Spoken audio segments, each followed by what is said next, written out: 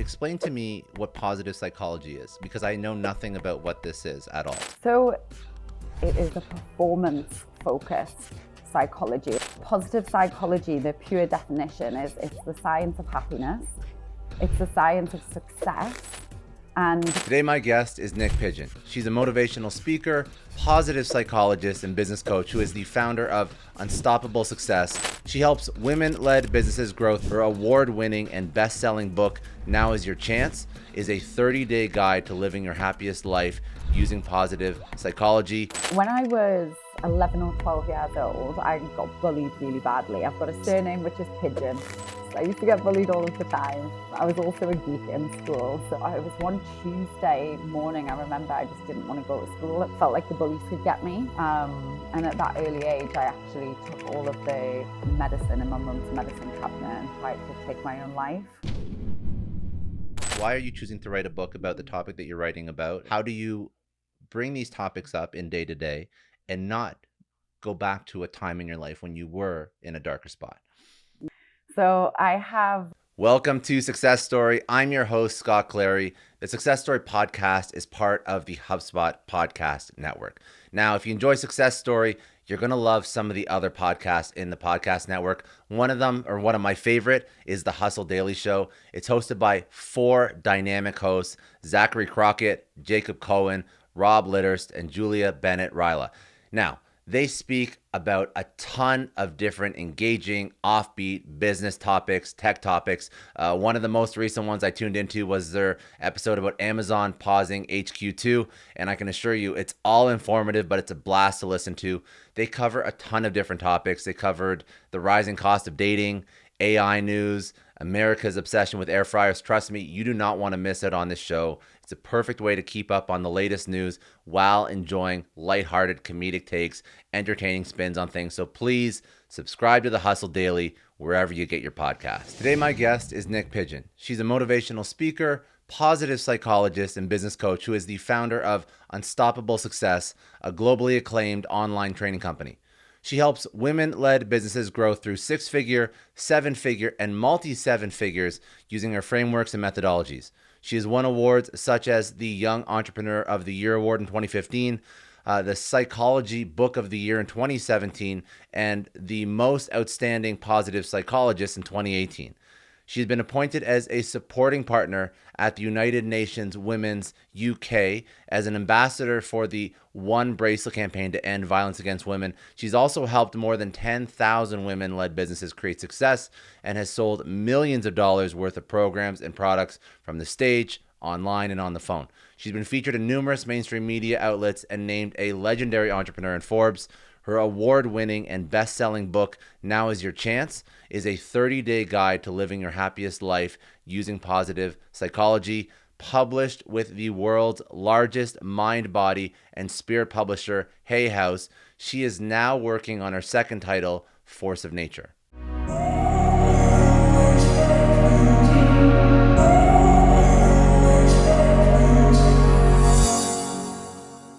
There's been a couple of very key defining moments that spring to mind. So first of all, the one that springs to, I'll go with the earliest one. So when I was 11 or 12 years old, I got bullied really badly. I've got a surname which is Pidgeon, so it's pretty ridiculous. I used to get bullied all of the time. I was also a geek in school, so I had a bit of a rough time when I started high school. And it was one Tuesday morning, I remember I just didn't want to go to school. It was the day where we were doing sports.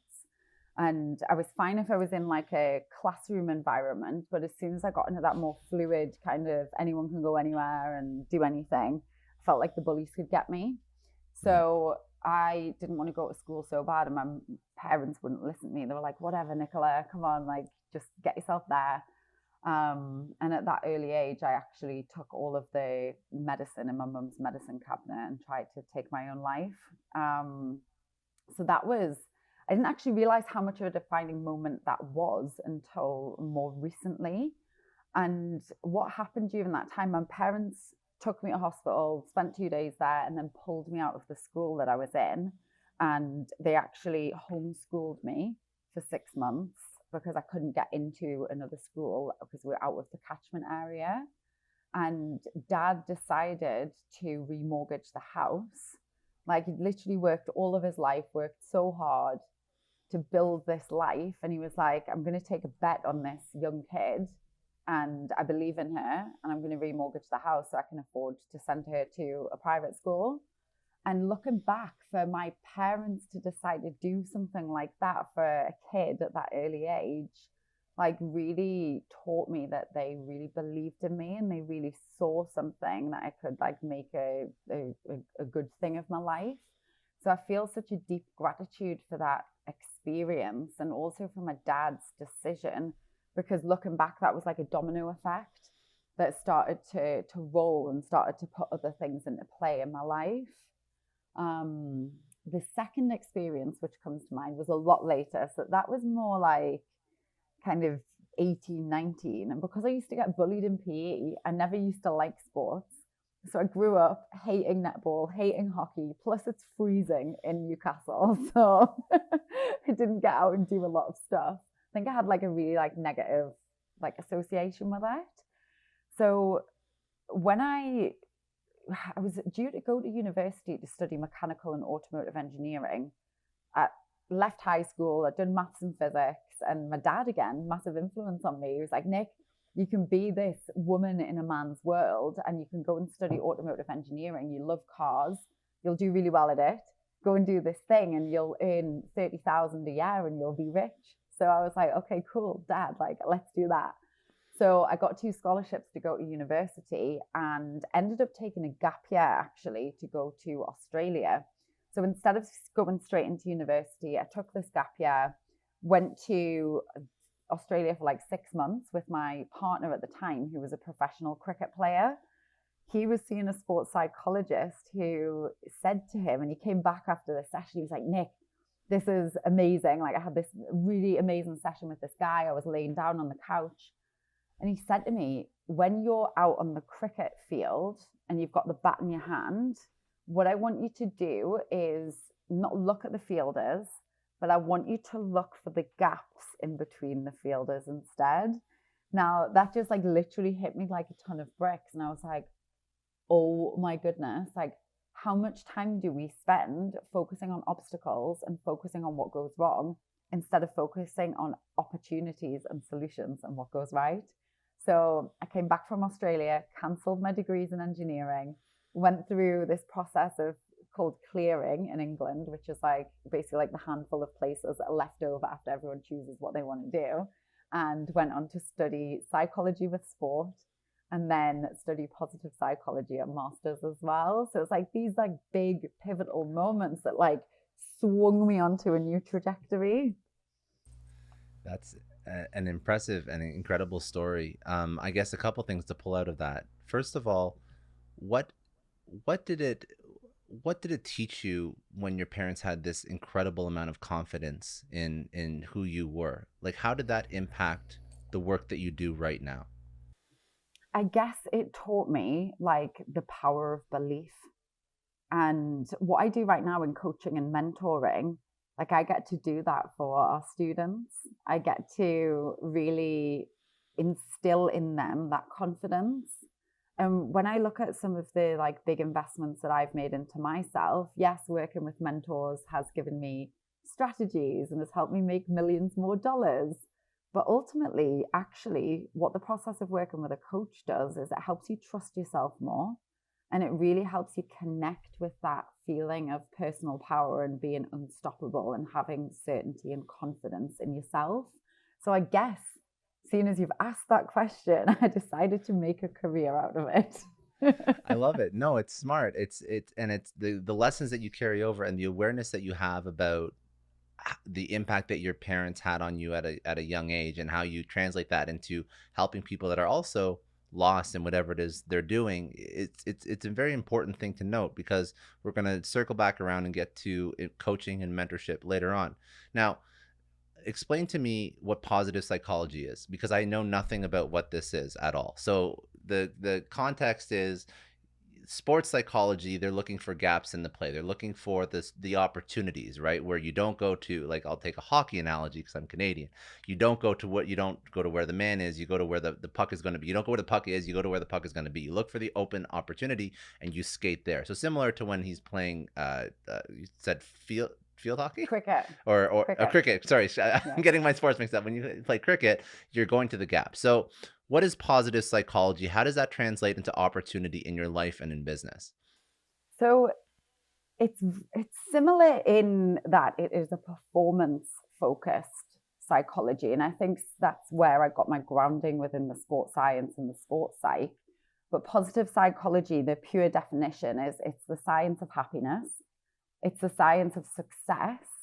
And we look at the research and the evidence base for why humans, so individuals, communities, and also businesses thrive. Now, when I started in positive psychology back in 2008, everybody thought I was a weirdo because back then it wasn't like a normal thing. So like you've just shared, like you don't know a lot about it right now, but it's in mainstream media now. You can find it in, like, we've done features in Forbes or in Gwyneth Paltrow's Goop and things like that. So it's getting more and more mainstream. When I studied it at university, it was like a bunch of people in their 50s who loved meditation. And then me, like 19, 20, like, I'm going to take a bet on this thing. It feels right. It feels aligned. So let's go do it. But essentially, it provides a toolkit for us to be able to create a shift within a moment within ourselves to give us a new perspective and a new approach to life, which doesn't just focus on, like it says in the title, positivity, but actually it looks at the whole of life's experience and what the richness is within every part of it. And explain so let's use a tactical or a tangible example of this. If I have a business, what am I trying to retrain my mind to see when I'm trying to build it from scratch? So a really simple version is like, what is the growth? Like, what's the lesson or the blessing within the challenge? So let's say you are used to catastrophizing. And you're like, oh my goodness, everything has gone wrong with my online launch. And I just suck at being an entrepreneur. I'm never going to make sales again. Everything's so bad, I'm going to quit. Okay. So that would be more like a fixed mindset approach. So the fixed mindset. Yeah, exactly. Always and it's like, out. Always stressing out, always like, if it's not this, then it's that. If it's not ultimate success, then it's ultimate failure. Whereas the growth mindset approach really focuses on the process. So we're looking instead at, okay, well, even if the outcome wasn't necessarily what we wanted in the way we wanted it at the time we wanted it, what did we learn in the process? How have we grown? What skills were we able to develop? What relationships were we able to develop? And just even that one shift in thinking can massively change our ability to create results. So it's interesting. It's almost like refocusing on the process rather than just the result is the thing that affords you greater success. And when somebody comes to you, because, and I want to highlight that you are an exceptionally positive person. At least we're talking right now, you seem exceptionally positive, but the topics and the things that have happened to you over the course of your life are not light things.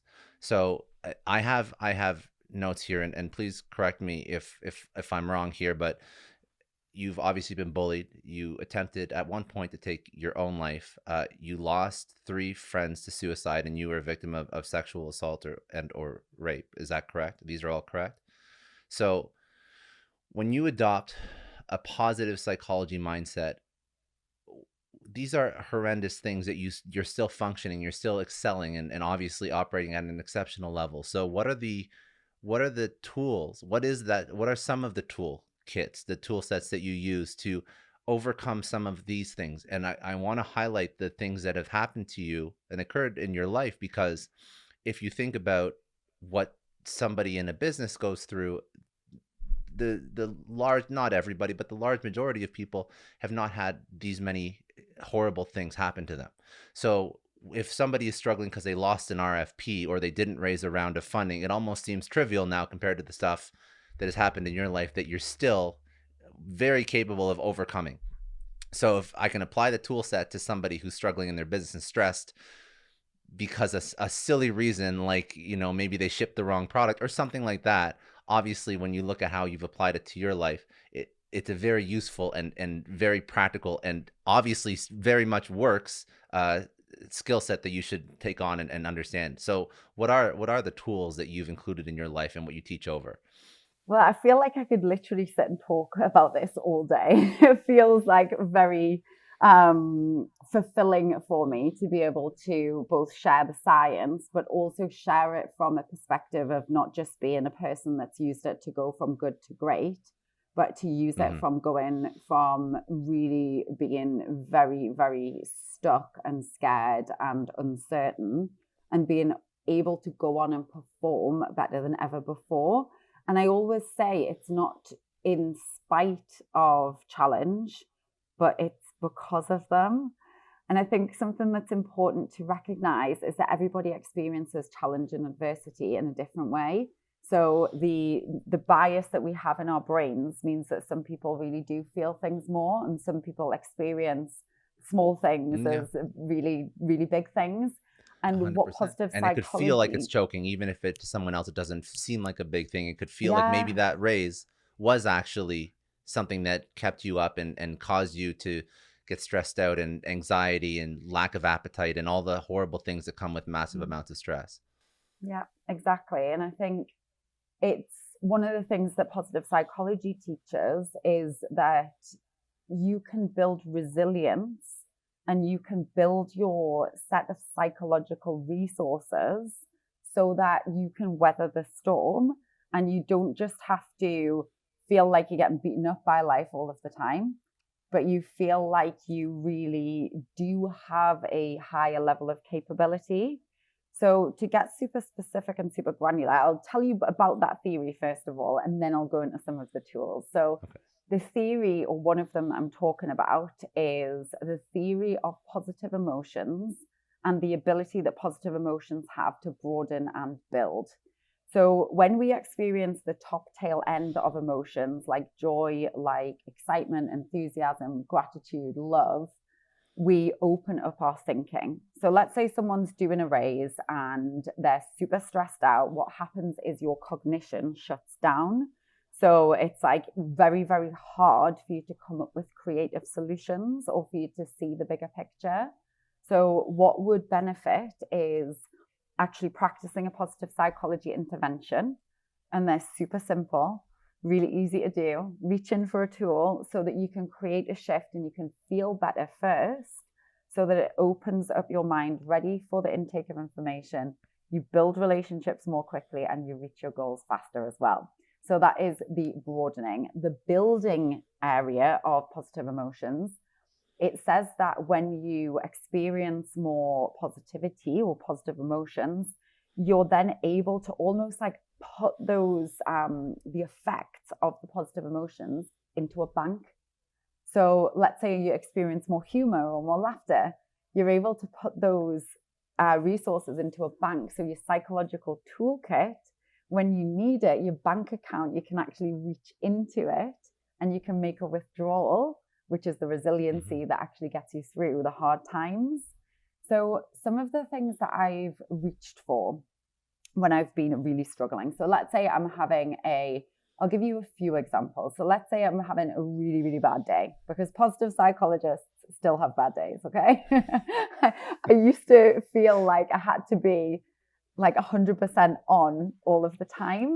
And I recognize through my personal challenges that no one can be 100% happy all of the time. And it's actually not about that. So what I might do, let's say I'm feeling overwhelmed or I'm feeling like I don't have motivation to do my work, I might pull a tool out, which is like the gravestone exercise. So it's a couple of minutes. You can do it as a meditation. You can do it as a written exercise. Both ways are super powerful. And it asks you to consider a time where you're at the end of your life and you're looking back on everything that you have done. you are at your own funeral, you see your own headstone on your grave, and you're seeing and witnessing what people are saying about you and what you're being remembered for. So the intervention asks you to consciously create what it is you want to be remembered for, your legacy, and to really connect with that and write it down. And it's such a powerful exercise. We deliver it with in some of our group coaching sessions, and it's the real tearjerker. It's the one where people remember the meaning and the purpose, or they connect with it for the first time. And when you connect with that meaning and purpose, it really energizes you. So if you're feeling like you're lacking in motivation, that's a really good tool to go to. If you're feeling like you are overwhelmed and you don't have solutions, and you're feeling like you don't know the way through, you might pull a tool like the Hope Map.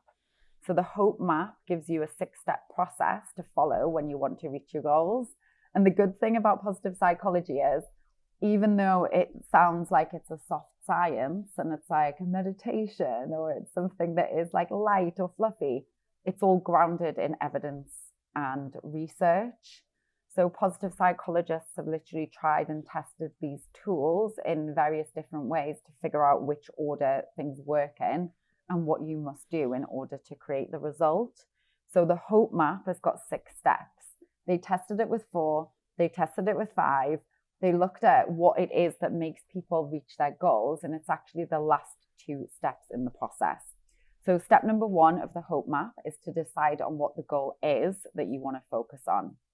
Step number 2 is to apply something called divergent thinking theory, which asks you not to come up with the number 1 solution to the goal, but instead to come up with 5 or 10 and get creative and play with the pathways that could be possible to help you get to that goal. Step number 3 is to identify any obstacles that might get in your way. So what happens when we set goals is we get into optimism, we get into excitement, and that can actually prevent us from reaching our goals, because if we get thrown off track and we're not prepared for it, then we can get disheartened or we might give up. So if you can identify the obstacles and then consider what the pathways might be through those obstacles, that can actually help you reach your goals faster. But you then need to lock it in with the final 2 steps. So step number 5 is to consider what the why is behind the goal in the first place. And step number 6 is to consider who you need to share with or who you need to ask for support from in order to reach the goal. Beautiful. So that now these steps are incredible, and when you apply these to the person who's just trying to get through life, it makes a lot of sense why it would be helpful to incorporate this into your day to day. But obviously, entrepreneurs have an extra level of stress sometimes, where I feel like these steps are incredibly useful, because I find that entrepreneurship is a very lonely and sometimes depressing venture to go on. Not to say that work is easy for anybody, but I mean, entrepreneurs find themselves alone and usually isolated and finding a hard time talking to people about the things that they're going through.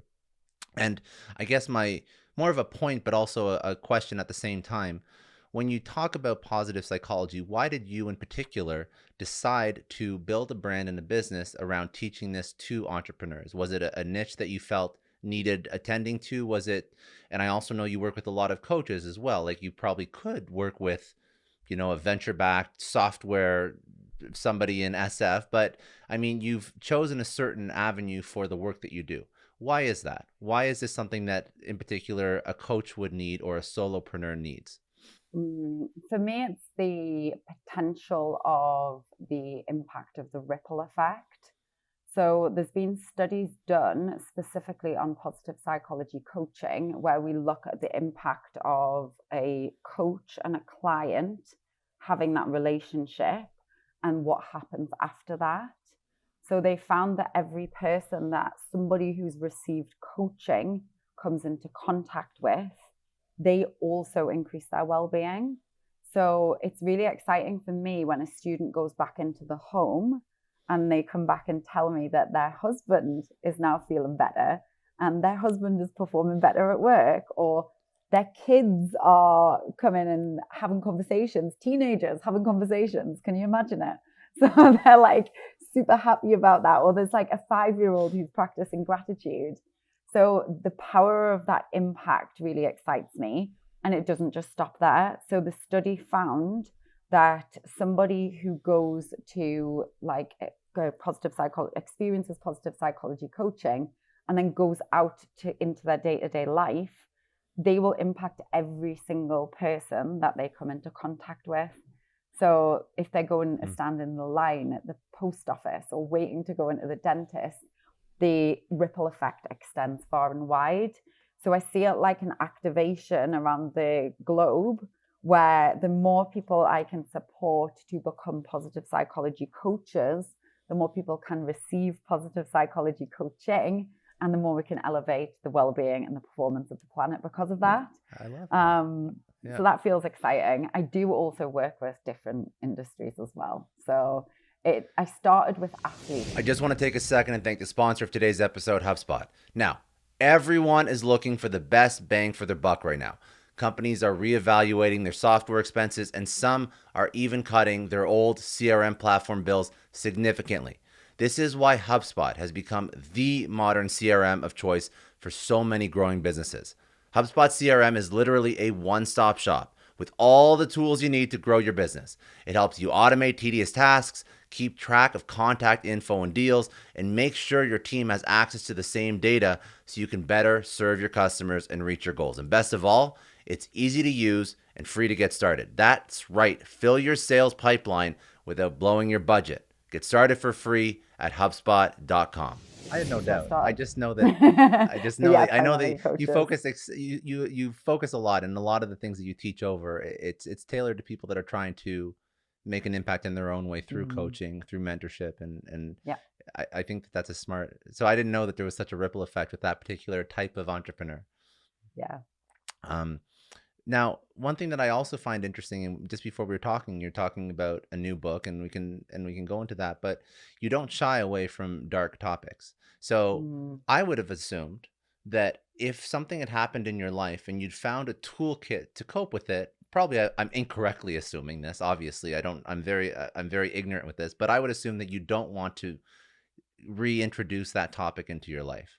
So why do you still try and speak about some of these topics, and you reintroduce them into your teachings and your life philosophy? Because I feel like, does it not make it difficult to maintain that positive approach in all aspects of your life when you keep digging into things that have happened in the past? And obviously not, because you're doing it successfully. So why do you do this? Why are you choosing to write a book about the topic that you're writing about, and walk me through that? But also, how do you bring these topics up in day to day and not go back to a time in your life when you were in a darker spot?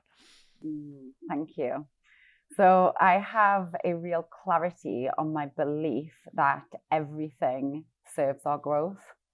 So whether it feels hard at the time, I look back on all of my life's experiences and I'm so grateful for them, because they have made me stronger. And not only have they made me stronger, they've given me an ability to be able to help other people find their strength when they can't see it for themselves yet. So I feel such a deep gratitude for all of the experiences, and it doesn't stop them from being the hardest things I've ever come across in my life.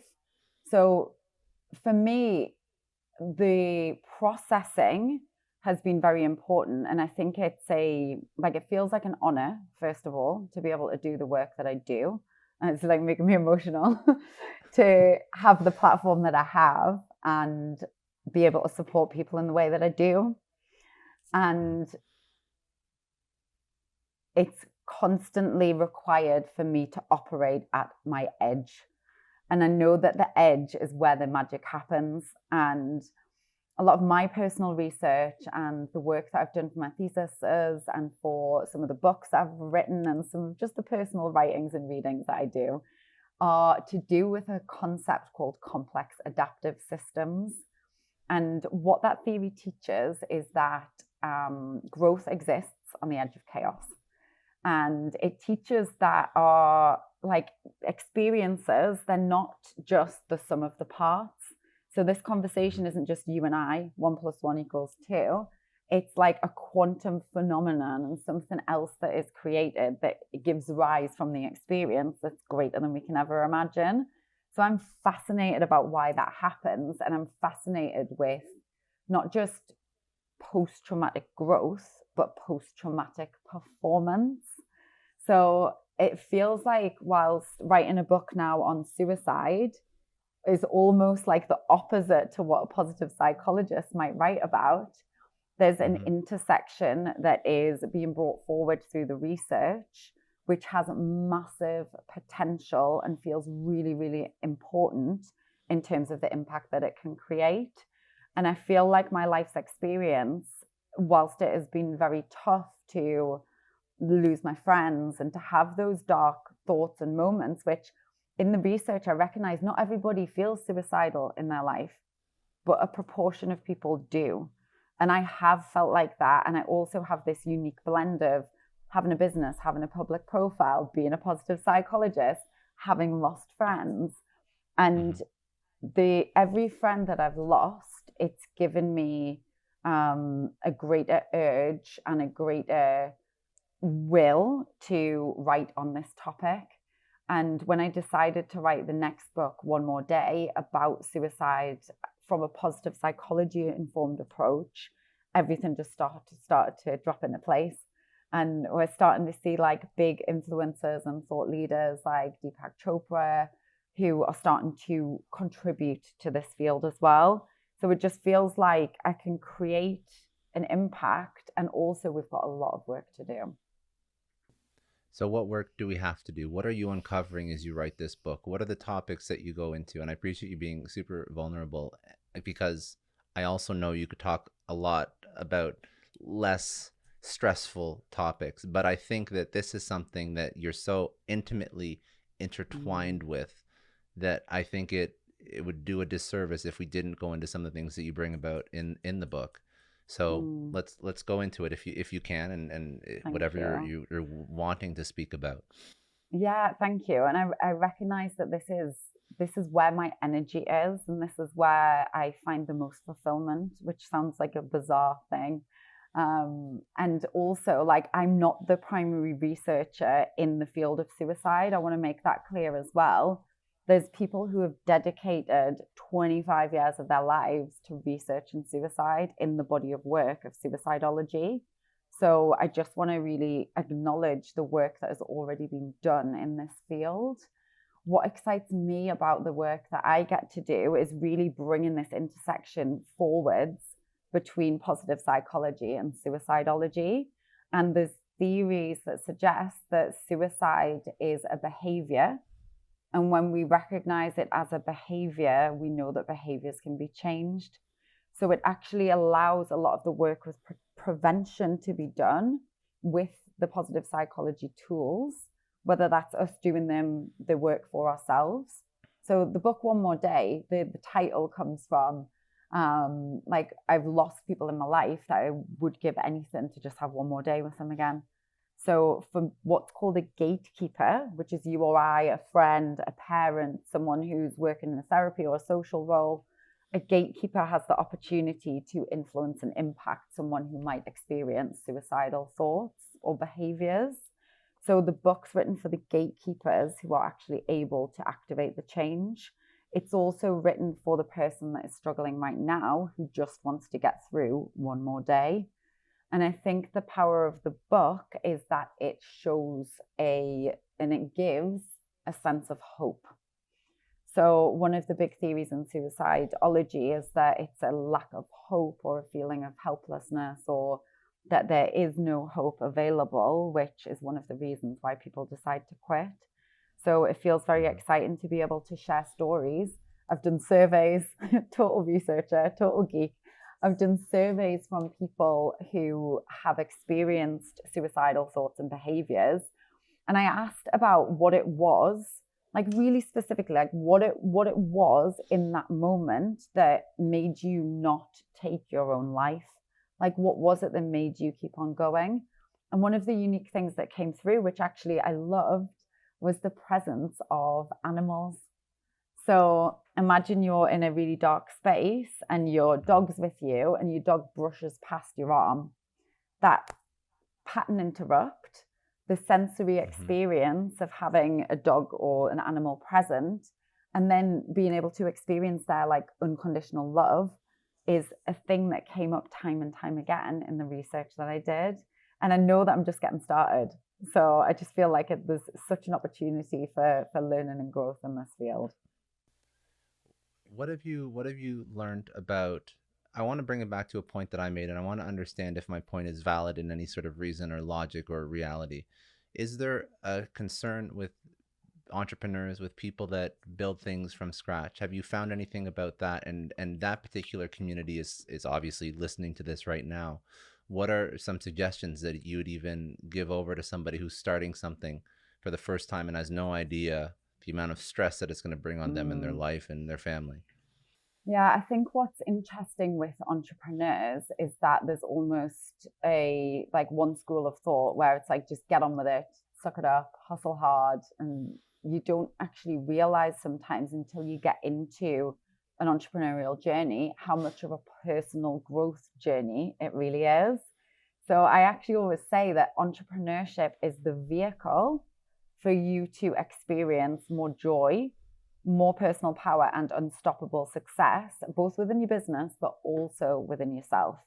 So I think it's important to recognize, and there's all of those like old school quotes that say like, you can't outperform like your own personal growth and things like that. And it really is true. So I think it's important now more than ever, especially after lockdowns and COVIDs and different changes in the world, for us to be really looking after ourselves as entrepreneurs and for us to understand that well-being is a business activity too. So there's a lot of research that's shown that well-being increases performance. So for entrepreneurs who perhaps are listening to this or are thinking, well, actually, it doesn't really matter about my well-being because all I want to do is just focus on the result, it is going to get you bigger and better results, but it's also going to help you be healthier and live longer as well. So I think it's like positive psychology is both expansive as well as protective. And when you think about it like that and you consider where else in your life, like maybe you've got kids, for example, would you want them to grow up with a stronger sense of self and more tools to navigate everything that the world is throwing at us? Or would you want them to be more vulnerable and less resourced? And I think when you put it outside of yourself and think, what would I recommend someone else to do? Then it's easier for you to do it for yourself.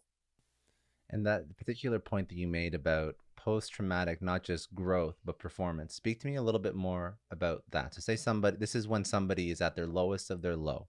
So, God willing, nothing bad happens and they're still with us at the lowest of the low. But coming out of that event, what is the post-traumatic performance and how do we use that particular point in our life to, after a certain period of time, not just come back to where we're in a good space, but come back to where we're in an exceptional space?